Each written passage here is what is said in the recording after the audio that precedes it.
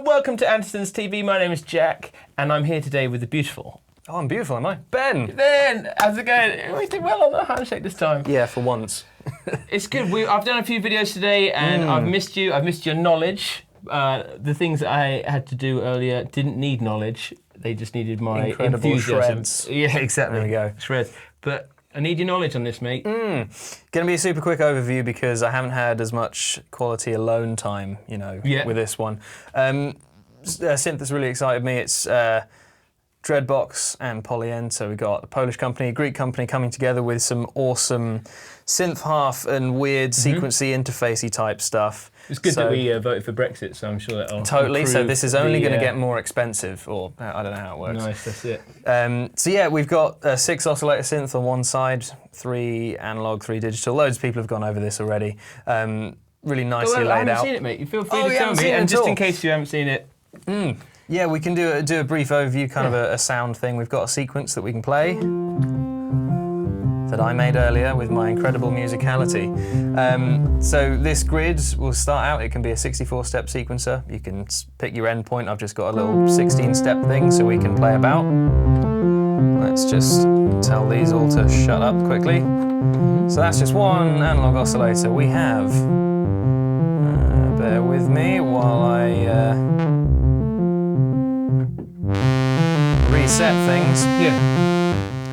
So we got really easy to cycle through. Sawtooth, square, we can get a bit of pulse width action. That's the you, Nick, back from Sonic State. There it is. Bit of triangle, everyone loves a bit of triangle. Yeah. We got sine, back to normal octave switch. Stack a few of these puppies up. Stroke that puppy. It is. He says this one not actually sounding, but you know, let's bring him in. There we go.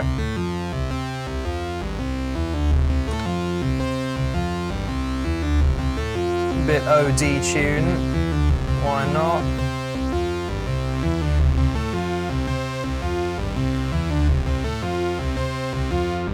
Right, can I interject? Of course you can.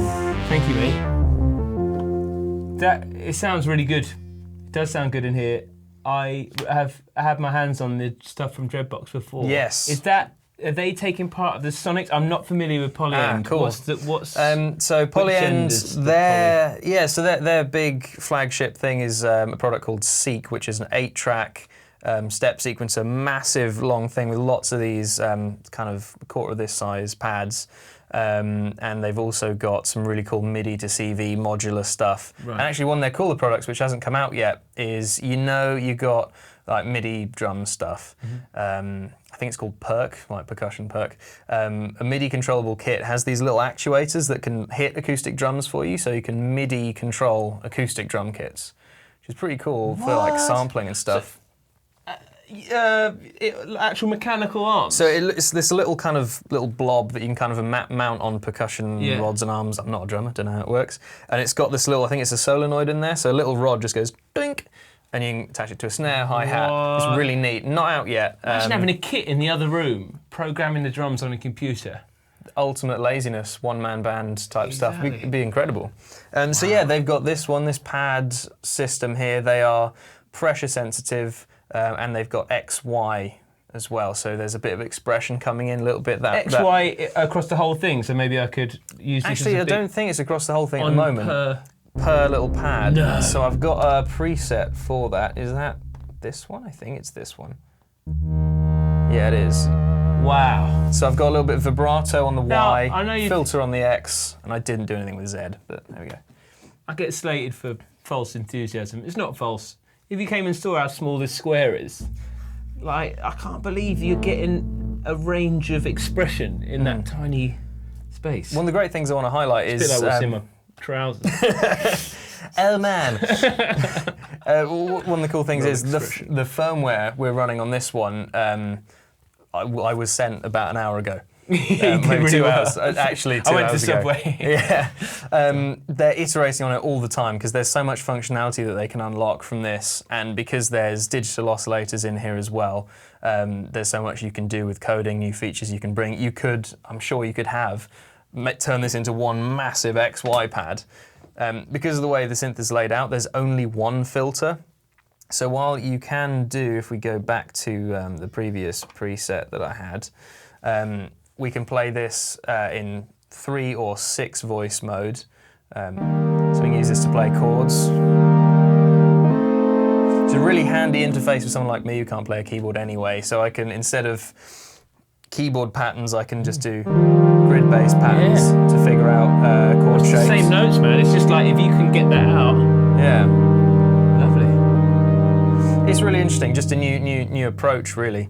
Where was I going with this? I've totally forgotten. Well, I said who's doing what, and you were saying about this being a big XY and how that controls the filter in some way. Yeah, totally. So, like I was saying, because it's all software, they can update the firmware all the time. So, some of the changes that they've made for this one, which I wish I could show, I just haven't had the time. You can, with the sequencer, you can sequence a chord per step. You could sequence a different patch per step, so you could do a pseudo drum machine thing with this if you wanted. Oh, each step it could be. It changes patch. It could be like kick snare, kick snare. Exactly. Right. So all sorts of stuff, and the great thing is, unique. It's cool. They just keep coming out with these things, and they're a small company. It's just a really dedicated team that's just pouring these updates out. See what you can make out of it with this new interface. So I think the brighter ones are going to be your octaves, so you can kind of sort of know where you are a bit. I might have put a scale on this actually. Let me go get rid of that. I think that's kind of cool. Let's rock with it. Yeah. So at its core, it's the 3 voice bit of kit, yeah? 6. 6. So if we grab those digital oscillators as well, there should be 6 notes available to you. A little bit of a finger mash. I had to count my fingers as well. So that's in the play mode bit over here. M is just going to be a 6 voice mono synth. P1 is 3 voices. P2 is 6. I think it really shines in the 3 voice one, just because it's easier to actually play the thing. And you said about the digital oscillators. Are they in what form? Are they like lots of different wavetables or simulations of? Yes, we've got the simulations of the classic ones, but we've also got 20 different wavetables we can have a look at, which is pretty cool. So let's go down to. Get rid of all these. Single digital oscillator. What do you see wavetables as a head synth honcho? So there's lots of VST synths like Native Instruments Massive. That's a wavetable synth. The cool thing is when you scroll through wavetables, you can get all sorts of creepy, vowel-y kind of noises. You can make some of those kind of dubsteppy type sounds with it. So Serum, really popular synth. That's wavetable as well. It's more just having. So for that colour, so when you're thinking like vowel-y, aggressive sounds, you'd maybe reach almost infinite colour you can get in your source sounds. So let's take a look at those. So if we go, so these are the digital waveforms. If you want to listen to those quickly. So they're digital representations of the classic waveforms. Exactly. You can't do pulse width on the digital square though, which is sad for Nick. Sorry, Nick, mate. Then when they're all lit up, that's your wavetable. And we kind of scroll through to get these different... Oh, and you can see it on the little screen over here.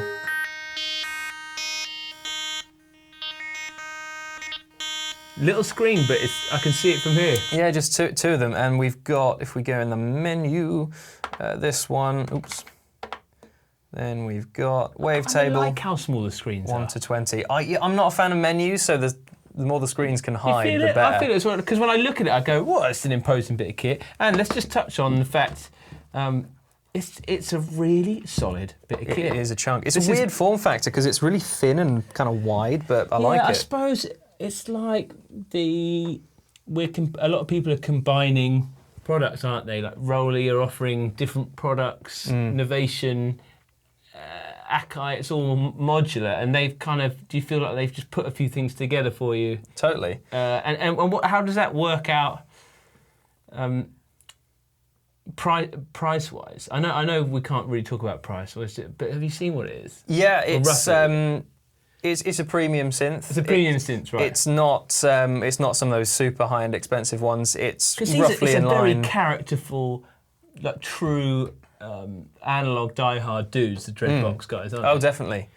There are like. I felt like when I heard their stuff, it's got a certain type of soup like in there. The Erebus, you would be familiar with. That sounds fantastic. Like the Nix, like incredible ambient machine.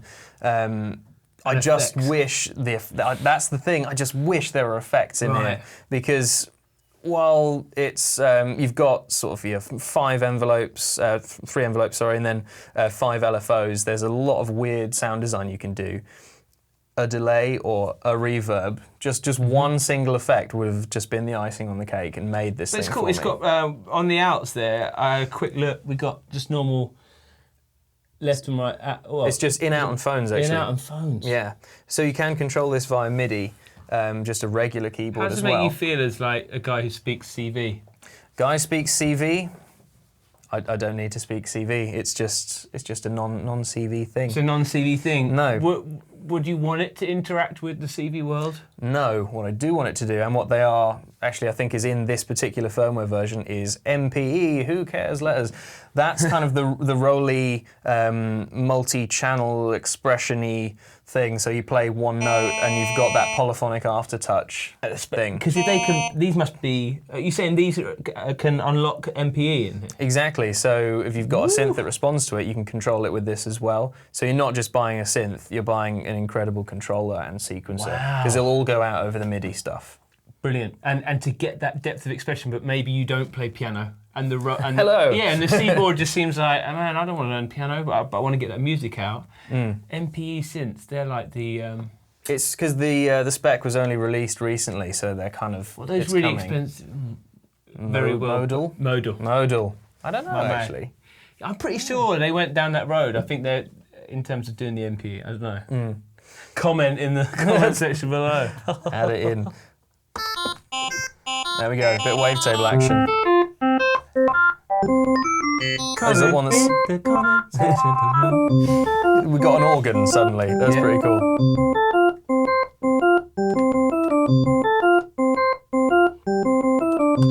Yeah, because it's so when you just put a drip of effect on these things, They then you come can to hear life. the character as well. I felt that with the Erebus when I played it. Totally. You turn on the Nix as well, the one with the reverb. You turn the reverb off, it's just kind of it's just a synth. It's a good synth, but that reverb is it's just what it's about. Same with the Erebus. On the sequencer wise, so this is not only is this a great playable thing. You said we could do chords. Chords per step. And patch per step.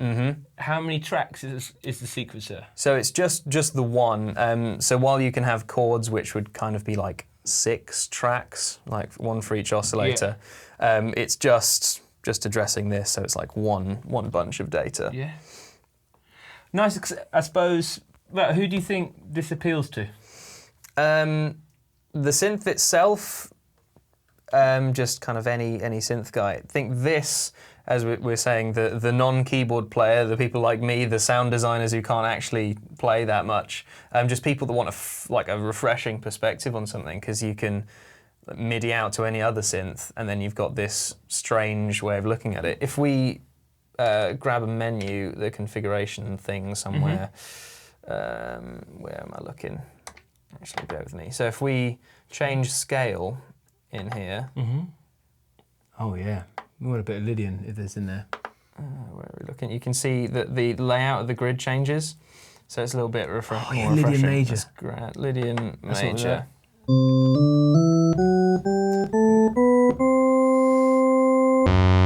Hang on, what's going on here?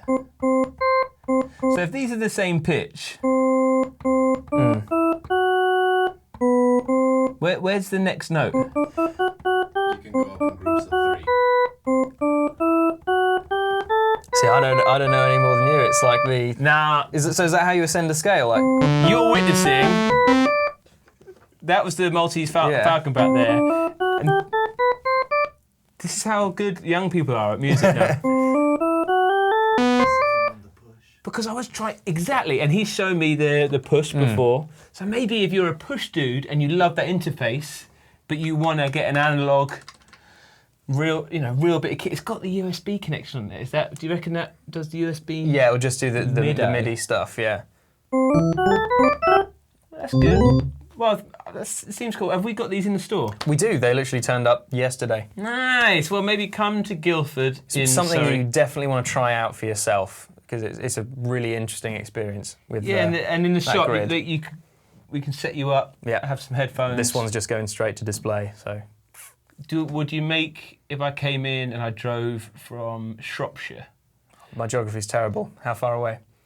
Well, that far. If I came in and said, "Hey man, I want to try this out. Can I have a cup of tea?" Would you make me a cup of tea? Oh yeah, I make a decent cup of tea. Coffee, I'm good with tea.